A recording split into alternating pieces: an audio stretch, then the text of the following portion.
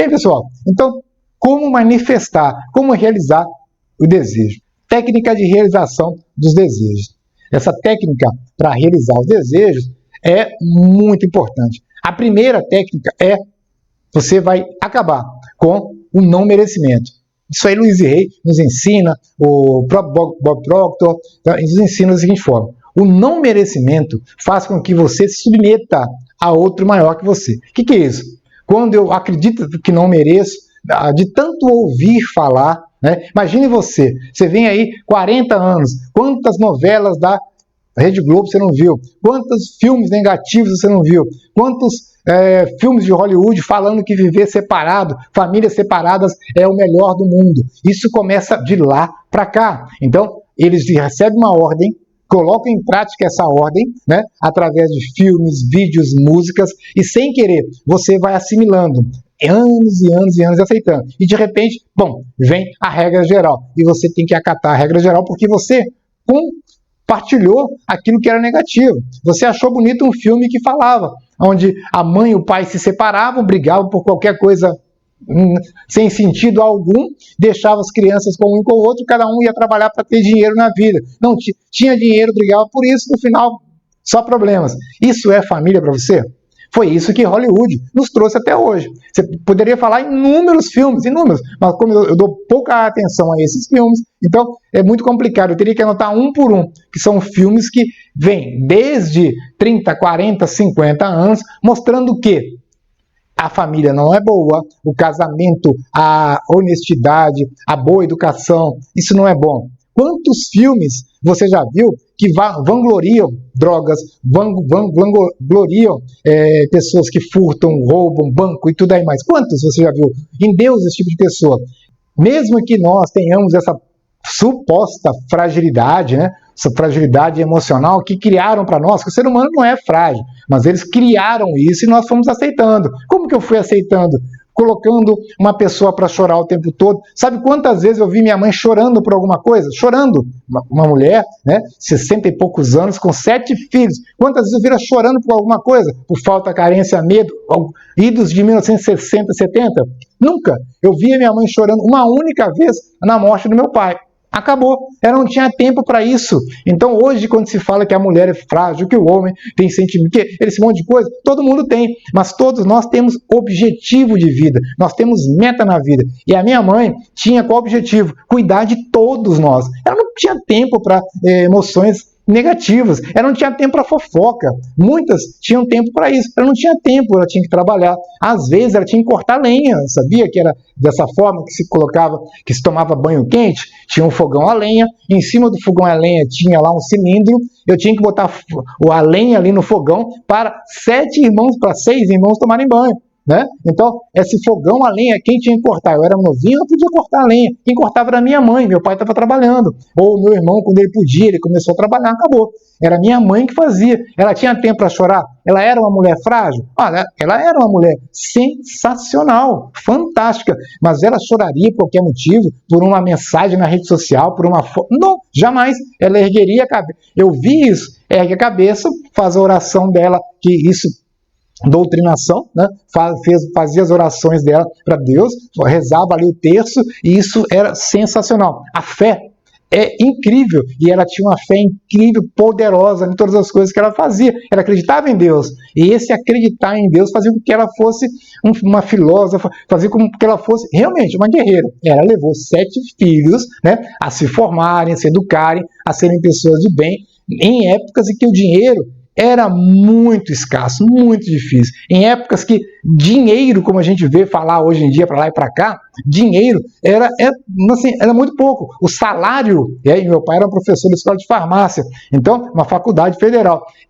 Para ele receber determinado valor. Para cuidar de todos já era complicado. Imagina isso, era pouco dinheiro, né? Então, era bem delicado, e essa mulher, essa senhora, ela conseguia mostrar, não só para mim, mas para várias pessoas, e eu via outras mães de outros colegas naquela época que faziam isso e mais também, isso e mais. E aquelas que não tinham, marido não tinha emprego certo, fixo, sofriam mais ainda, mas não se abalavam, não choravam, não reclamavam, não estavam ali o tempo todo pedindo coisas, sobreviviam, subsistiam perfeitamente, né? Perfeitamente. Então, Hoje, nós temos a ideia da Matrix, da dominação.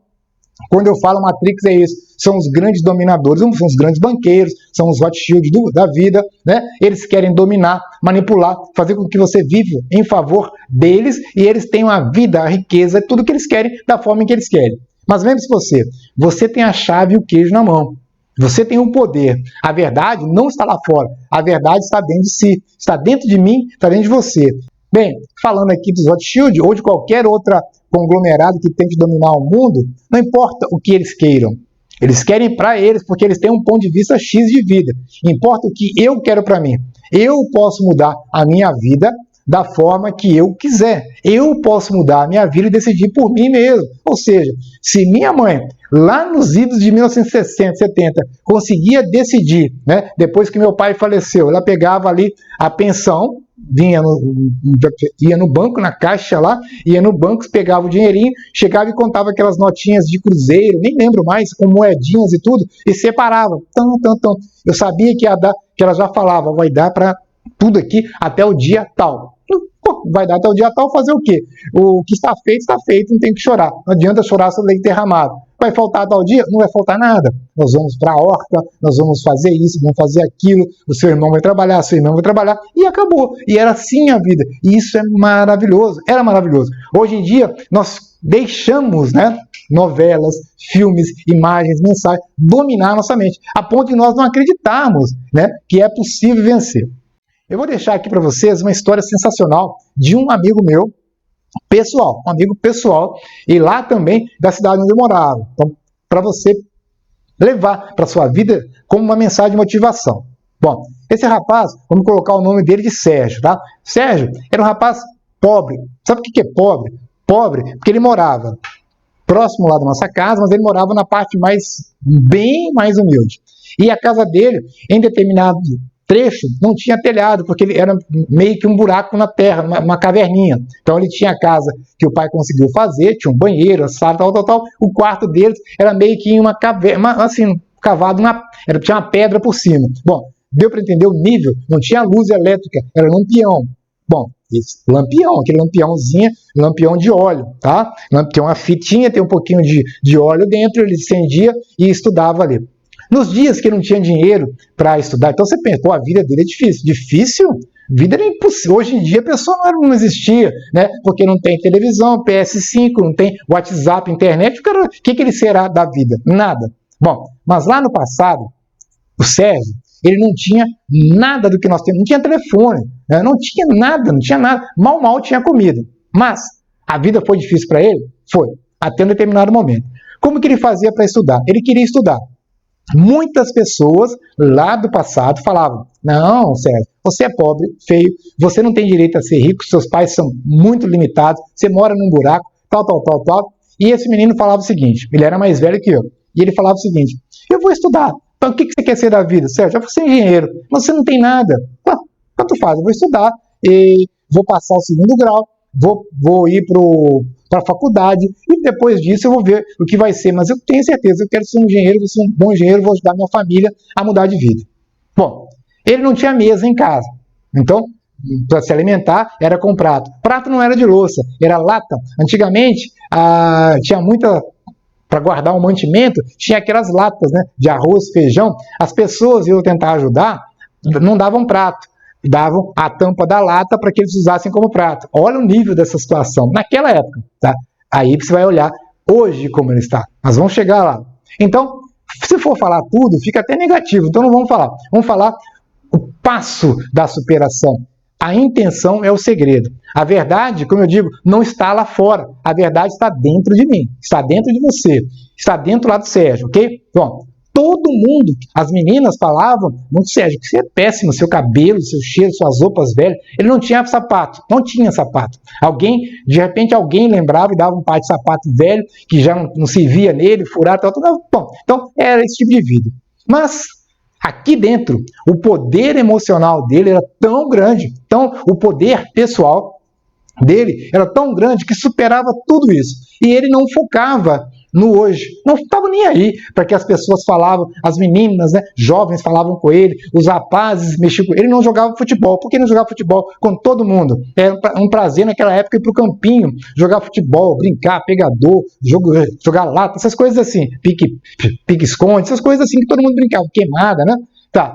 Ele não brincava porque as pessoas não convidavam. A gente tinha que convidar para jogar em outro campinho, em outro lugar. Era esse nível. Mas, como o Sérgio fez? Sérgio colocou na cabeça o objetivo de vida. Eu vou me formar em engenheiro. Acabou. Como que vai ser? Não estou nem aí. Eu vou me formar. É o que ele pensou. Ele falou assim, eu vou me formar. Bom, Sérgio não tinha luz em casa. Então, ele estudava de manhã, aliás, à tarde, trabalhava de manhã, vendia salgadinho à tarde, fazia coisas à noite, por aí vai. Ia estudar praticamente de madrugada, sendo que ele tinha que acordar de manhã, até um determinado momento. Então, a única luz que tinha, viável, era o poste, porque ele não podia ficar usando o óleo do lampião da casa dele, porque senão gastava para os meninos também. Então, os meninos acabam que não ia ter luz dentro de casa, no momento que estava ali. Ele tinha que ir para fora de casa. E na cidade que eu morava, era um frio, no inverno fazia menos 2, 3 graus, assim, normal, e com garoa, muita garoa, frio, aquela chuvinha que doía, com o vento que doía os ossos. Pronto, isso é que acontecia com ele. O que ele fazia? Ele ia chorar no braço da mamãe, ele ia para a rede social reclamar, ele ia pedir apoio para o governo, o prefeito ia bater nele, o outro ia xingar ele, ninguém queria saber, tudo contra ele. E o que ele fazia? Ele ia, pegava o caderninho, que ele não tinha dinheiro para caderno. Ele pegava as folhas de pão, antigamente se enrolava o pão, você comprava lá na padaria, lá no Suzeca, e pegava, ela vinha enrolado num papelzinho, não tinha sacola plástica, e você trazia para casa. Esse papelzinho, esse papel, ele usava como caderno até um bom segundo grau para lá. Ele usou como caderno. E ele estudava com os livros ganhados, rasgados, amassados, estudava. Veja, no livro, o livro está o poder, as palavras têm poder. E ele estudava embaixo de chuva, embaixo do poste, e o poste, não é luz de LED, Newton, não é luz de LED, faz mal para os olhos, sabe-se lá, né? Não fez nada para ele. A única coisa que fez foi criar um grande homem. E esse rapaz que estudava, não tinha luz em casa, mal tinha alimento, não tinha roupa, não era muito querido, não era simpático, assim, naquela época, não atraía as pessoas, tudo isso para ele foram degraus. Olha, ele foi pisado. E lembra aquilo que um palestrante falou, Daniel Godry, a semente, ela foi feita para quê? A semente foi feita para ser enterrada na terra. Esse rapaz, ele foi enterrado no fundo do poço. No fundo, para você que acredita que existe isso, né? Para você que acredita que a verdade está lá fora. Ele foi enterrado, né? Humilhado, pisoteado, massacrado pela sociedade em geral. Como ele tinha família, as outras famílias achavam, eu não posso ajudar porque ele tem a família dele. Se o pai dele é pobre, não é dele. Então ele que se vira. Era essa a desculpa que se dava. Eu ouvi isso muitas vezes.